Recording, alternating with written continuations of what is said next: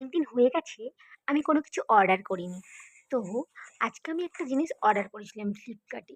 এত তাড়াতাড়ি ফ্লিপকার্টে আমার তো কোনো অর্ডার আসেই না। সম্ভবত ১ দিন লাগে, সম্ভবত লাগে অন্তত ২ দিন, ৩ দিন। ওটা সব কমসে কম।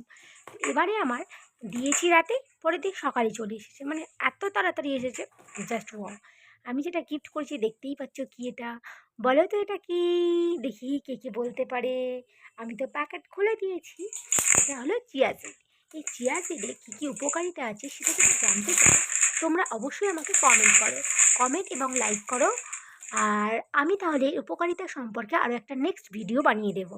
আর ভিডিওটা ভালো লাগলে তোমরা অবশ্যই লাইক, শেয়ার, কমেন্ট করো।